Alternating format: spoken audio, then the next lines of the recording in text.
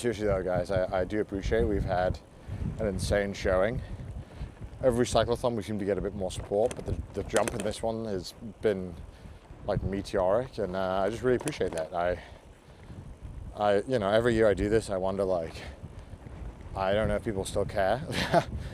Yeah, it's been crazy, man. And this community I always think I know my community, but yeah, I mean, I'm just always impressed, you know. I don't expect anything, and I don't know, it just always impresses me, and seeing how excited you guys get makes this feel like so real. Because sometimes when we've done 5 of these, when we're getting ready for it, I almost like don't know, like, it doesn't feel real. And then when I'm on the bike, I'm like, oh shit, here we are again. And yeah, being here with you guys again feels right. I appreciate it. I appreciate the support. I really appreciate that people are excited for the event, and that we're all able to give back so much. I know that last year I wasn't able to put on as many events as I would have liked to. With moving, kind of took up so much of my later part of last year. And that was a big move. So I'm glad this year to get back into it, you know, get back into doing some cool stuff for you guys. But we did do the Cyclathon, which I was glad about. So, oh yeah. I still did a lot, but I like doing the most. I like doing a lot. I don't know, I like being live. I like hanging out with you guys. I'm addicted to it. Yeah, I freaking like you guys, I guess. Like, you guys are pretty freaking cool. And, you know, the Deficiency Foundation does such important work. I've been really lucky to work with them. Well, not work with them, I don't work for them. As in, partner with them to raise money. And yeah, they've got a really cool team there, and I get to talk to them. I have calls with them all the time. At least once a month we have a call where we go over how they're doing, you know, how the money's being spent, you know, what they're using it on, how the fundraisers, like other fundraising going. Like every year they do like a walk for primary immunodeficiency as well, which Mouse has even joined a couple of times, and Mouse got to do a walk to Congress to petition that, hey, you should provide more funding for primary immunodeficiency, which they have done. I think 2 years ago, they got more coverage thanks to all the petitioning and all the awareness raised. There was more coverage for it in the US. You know, and the truth is that if this stuff gets more recognition in one place, it'll get more recognition in others. You know, if it gets more attention in the US, it'll get more attention in the world. So, you know, it's been really important, the work that's been done. And I've also been very lucky to talk to some of the patients directly and like ask them. And all of them say the same thing. That diagnosis, just getting that is such a massive weight off their shoulders, because these people who are suffering with CVID, they have like, you're right? CVID they have no way of knowing. Doctors oftentimes don't know how to diagnose it because they don't know what it is. A lot of doctors don't even know about it because they're not taught about it. It's not something they look for, and only if the doctor like does a lot of research and is keeping up with the stuff what they know to even test for it. And you have to imagine if you're a patient, you know, you're getting sick all the time, because the older you know, it starts when you're earlier in life, but gets a lot worse the older you get. You start getting sicker, and you're like, I don't know why, maybe I'm just getting old. So it just becomes an absolute quagmire to diagnose people.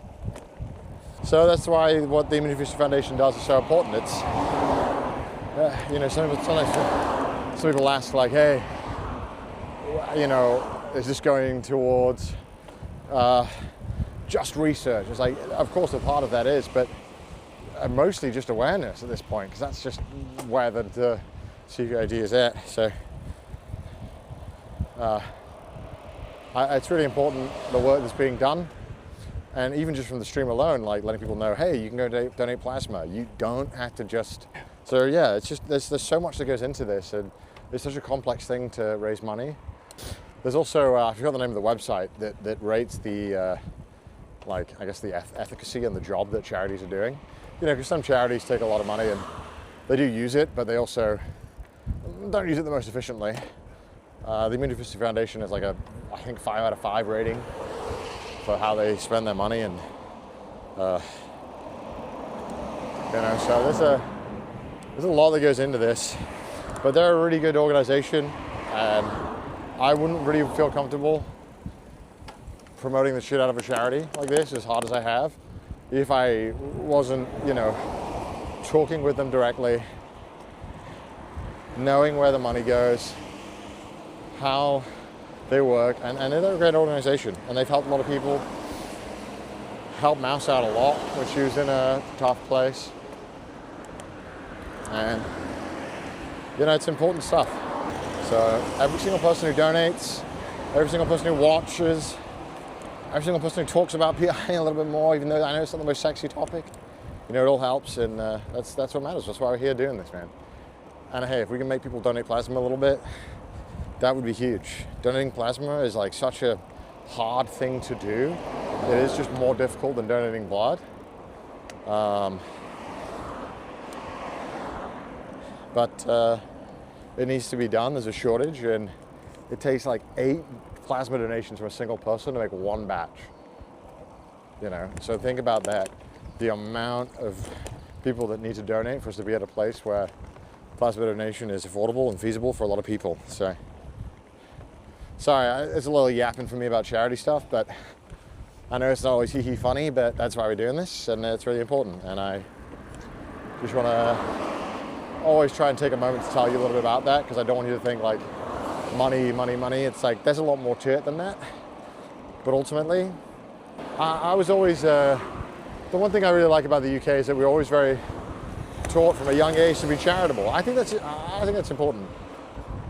Even when you're not doing so hot, there's always people who need your help. And I told Mouse this when we were chatting about it.